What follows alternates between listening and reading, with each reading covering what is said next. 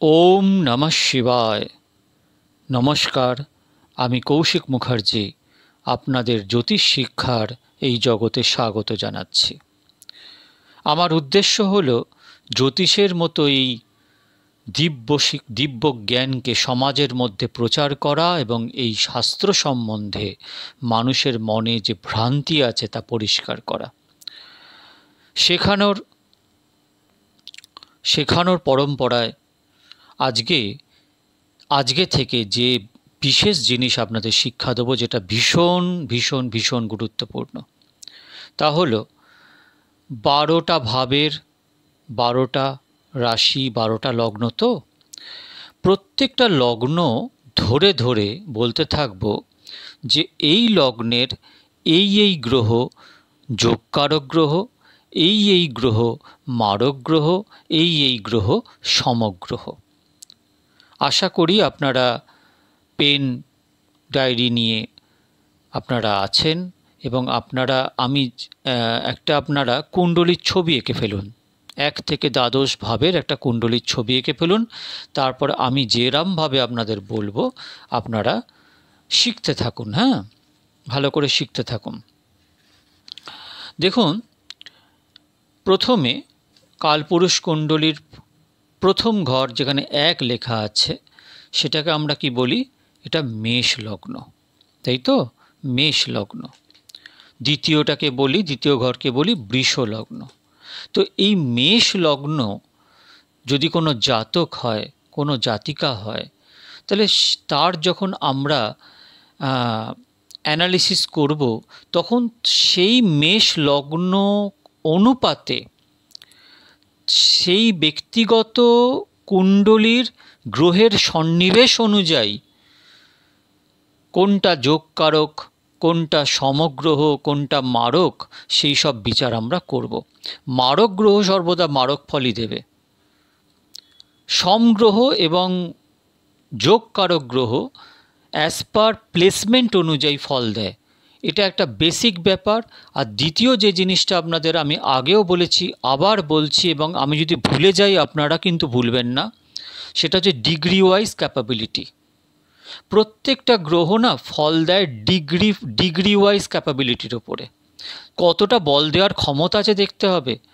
একটা গ্রহ যে খুব ভালো জায়গায় অবস্থান করছে কিন্তু তার ডিগ্রি বল নেই, নয় সে 0 ডিগ্রি, 1 ডিগ্রি, 2 ডিগ্রি, না হলে সে পড়ে আছে 28, 29, 30 ডিগ্রি, অর্থাৎ সে কিছু ফল দেওয়ার অবস্থাতে নেই। তাহলে প্লেসমেন্ট অনুযায়ী দেখতে হবে। তো আজ আমরা যেটা বিচার করব, যে একদম ব্যক্তিগত কুণ্ডলীকে বিচার না করে মেষ লগ্ন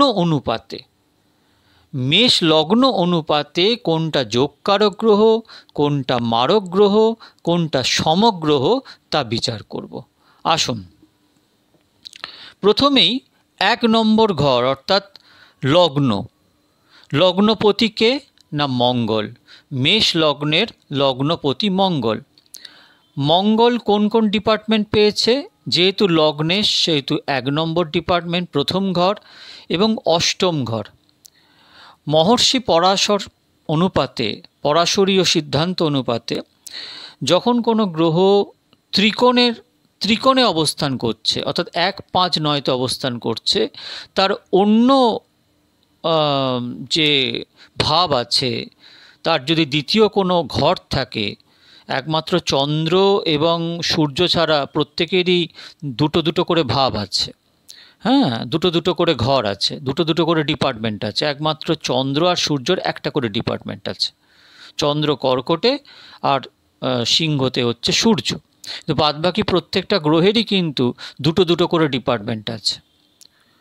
হ্যাঁ, তো সেই জায়গায় দাঁড়িয়ে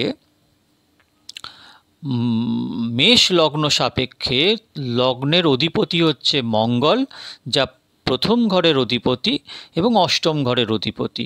সুতরাং প্রথম ঘরের অধিপতি যেহেতু ত্রিকোণের অধিপতি, সুতরাং অষ্টম ঘরের অধিপতি বলে তার কোনো নেগেটিভিটি এখানে আসছে না। এটাই হচ্ছে সিদ্ধান্ত। তাহলে মঙ্গল হচ্ছে মেষ লগ্ন সাপেক্ষে যেহেতু লগ্নের অধিপতি, সেহেতু এটা অতি যোগকারক গ্রহ। আপনারা লিখতে থাকুন, মঙ্গল হচ্ছে মেষ লগ্ন সাপেক্ষে অতি যোগকারক গ্রহ।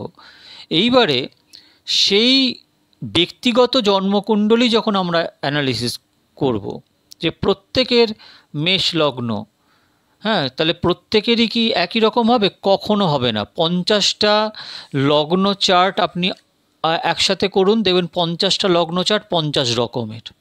কারণ মারক গ্রহ, এবং মারক গ্রহ তো মারক ফল দেয়, যোগকারক গ্রহ যদি প্লেসমেন্ট খারাপ হয়, যদি 6, 8, 12 বা ডেবিলিটেড অর্থাৎ নিচস্থ বা তৃতীয় ঘরে থাকে, তাহলে সেই ফল ভালো হয় না, সেই গ্রহের ভালো ফল দিতে পারে না। ত্রিক স্থানে অবস্থান করছে 6, 8, 12 বা ডেবিলিটেড হয়ে আছে, তাহলে কি করে ভালো ফল দেবে? কখনোই ভালো ফল দেবে না। তাই জন্য গ্রহের প্লেসমেন্ট দেখতে হবে এবং ডিগ্রি ওয়াইজ বল দেখতে হবে। এই সব কিছু বিচার করে তবে তো একটা লগ্ন চার্ট আমরা অ্যানালিসিস করব। তাহলে আমরা প্রথমে দেখে নিলাম মঙ্গল হচ্ছে অতি যোগকারক গ্রহ। 2 নম্বর ঘরের অধিপতি হচ্ছে শুক্র। শুক্র 2 নম্বর এবং 7 নম্বর ঘরের অধিপতি, অর্থাৎ বৃষ এবং তুলার অধিপতি হচ্ছে ভেনাস, শুক্র। তো এখানে লগ্নের অ্যান্টি, কারণ শুক্র হচ্ছে দৈত্যগুরু শুক্রাচার্য আর মঙ্গল হচ্ছে দেব সেনাপতি, তাহলে একে অপরের শত্রু। তাহলে লগ্নেশের শত্রু এবং দ্বিতীয় ও সপ্তমপতি, সুতরাং এই লগ্ন সাপেক্ষে, মেষ লগ্ন সাপেক্ষে শুক্র ভেনাস হচ্ছে মারক গ্রহ। তৃতীয় হচ্ছে তৃতীয়েশ এবং ষষ্ঠেশ, তৃতীয়পতি এবং ষষ্ঠপতি হচ্ছে বুধ। তাহলে তৃতীয় এবং ষষ্ঠ এই দুটো ডিপার্টমেন্টই বাজে ডিপার্টমেন্ট। তৃতীয় ডিপার্টমেন্ট, তৃতীয়পতি মানে তৃতীয় ঘর থেকে আমরা কি বিচার করি? ছোট ভাই বোন, পরাক্রম, পরিশ্রম, এসব বিচার করি। আর ষষ্ঠ ঘর থেকে বিচার কি করি? রোগ, ঋণ, শত্রু, মামলা, মোকদ্দমা, লিটিগেশন, কোর্ট কেস, তারপরে হাউস অফ কম্পিটিশন, হ্যাঁ, এই সব বিচার করি। চাকরির জায়গাটাও ষষ্ঠ ঘর থেকে আমরা বিচার করি। ঠিক আছে? তাহলে দুটো ঘরই কিন্তু ওয়ার্স্ট ভাব। তাই জন্য বুধ হচ্ছে এই মেষ লগ্ন সাপেক্ষে অতি মারক গ্রহ, অতি মারক গ্রহ। ঠিক আছে? চতুর্থপতি হচ্ছে চন্দ্র। চন্দ্র মঙ্গলের মধ্যে অতি মিত্রতা আছে এবং তাই জন্য 4th হাউস দিয়েছে। 4th হাউসের লর্ড হয়ে সে মাতা, ভূমি, বাহন, গাড়ি, বাড়ি অর্থাৎ সুখস্থানকে, নেটিভ ল্যান্ড, চেস্ট, এই সব কিছু ডিপার্টমেন্ট হচ্ছে চন্দ্র দেখাশোনা করে। ঠিক আছে? তাই চন্দ্র মেষ লগ্ন সাপেক্ষে অতি মিত্র, অতি যোগকারক গ্রহ। ঠিক আছে? পঞ্চমপতি হচ্ছে রবি। সেই রবি হচ্ছে ত্রিকোণের অধিপতি এবং অতি যোগকারক গ্রহ হচ্ছে রবি। ঠিক আছে? মেষ লগ্ন সাপেক্ষে সান হচ্ছে অতি যোগকারক গ্রহ, কারণ ত্রিকোণে জায়গা করে নিয়েছে। এইবার ব্যক্তিগত যখন কুণ্ডলী বিশ্লেষণ করা হবে তখন দেখতে হবে অতি যোগকারক গ্রহ। তো মোটা অর্থে আমরা জানলাম যে মেষ লগ্ন সাপেক্ষে চন্দ্র, সূর্য হচ্ছে এসব অতি যোগকারক গ্রহের মধ্যে পড়ছে। কিন্তু অ্যাজ পার প্লেসমেন্ট, আর প্লেসমেন্ট যদিও বা ভালো হয় তখন দেখতে হবে ডিগ্রি ওয়াইজ ক্যাপাবিলিটি কতটা আছে। সব কিছু বিচার করে সিদ্ধান্তে আসা যাবে যে এটা ঠিক ফল দেবে না ভুল ফল দেবে। ঠিক আছে? এরপরে বৃহস্পতির স্থানে যখন আসব, বৃহস্পতি হচ্ছে নবমপতি এবং দ্বাদশপতি। মেষ লগ্ন সাপেক্ষে নবমপতি, নবমপতি মানে ভাগ্য, পিতা, ধর্ম, বিদেশ যাত্রা, হায়ার এডুকেশন, এই সব কিছু নবম স্থান থেকে আমরা দেখি। তো নবমপতি অর্থাৎ যখন ত্রিকোণের স্বামী হলো তখন 12th হাউস লর্ড হিসাবে তার কোনো নেগেটিভিটি এখানে আসছে না অ্যাকর্ডিং টু পরাশরীয় সিদ্ধান্ত অনুপাতে। কারণ সে ভাগ্য, সে পিতা, সে ধর্ম, সে হায়ার এডুকেশন, এই সব কিছু বিচার করছে। বিদেশ ভ্রমণ সব কিছু বিচার হয় নবম ঘর থেকে। ঠিক আছে, নবম ঘর থেকে বিচার হয়, একাদশ ঘর থেকে বিচার হয়, দ্বাদশ ঘর থেকে বিচার হয় বিদেশ ভ্রমণটা। ঠিক আছে, তো এটা হচ্ছে অতি যোগকারক গ্রহ। বৃহস্পতি হচ্ছে অতি যোগকারক গ্রহ। এইবারে ব্যক্তিগত লগ্ন কুণ্ডলী বিশ্লেষণ করে দেখতে হবে যে অতি যোগকারক গ্রহ সেই ব্যক্তিগত জাতক জাতিকার জন্মকুণ্ডলিতে কোন স্থানে অবস্থান, কোন ভাবে অবস্থান করছে। এখন যদি অতি যোগকারক গ্রহ সে যদি হয়তো 6, 8, 12তে অবস্থান করে বা ডেবিলিটেড হয়, হ্যাঁ, সে যদি ধরো কর্কটে অবস্থান করলো, মাফ করবেন, মকরে অবস্থান করলো, তো সেই জায়গায় দাঁড়িয়ে সে যদি ডেবিলিটেড হয়ে যায় তাহলে সে ভালো ফল দিতে পারবে না। 3, 6, 8, 12 ডেবিলিটেড যদি হয় সেখানে সে ভালো ফল কখনোই দেবে না। তাহলে যোগকারক গ্রহ, মেষ লগ্ন সাপেক্ষে যোগকারক গ্রহ হচ্ছে বৃহস্পতি, কিন্তু ব্যক্তিগত লগ্ন কুণ্ডলিতে আমাদের দেখতে হবে তার পজিশন কি আছে, তার প্লেসমেন্ট কি আছে, এবং প্লেসমেন্ট যদি ভালো হয়ও তাহলে ডিগ্রি ওয়াইজ ক্যাপাবিলিটি কি আছে। ঠিক আছে, এসব বিচার করতে হবে। এরপরে আসি শনির কথায়। শনিদেব এই লগ্ন কুণ্ডলিতে মেষ লগ্ন সাপেক্ষে দশম এবং একাদশপতি। তাহলে দেখুন, দশম মানে হচ্ছে কর্মস্থান, একাদশ মানে হচ্ছে লাভ, আনসার্টেন গেন, বড় ভাই বোন, বিদেশ যাত্রা, ছোট হেলথ প্রবলেম, এই সব কিছু একাদশ ঘর থেকে বিচার হয়। আর দশম ঘর হচ্ছে কর্মের স্থান, কর্মক্ষেত্রকে বিচার হয়।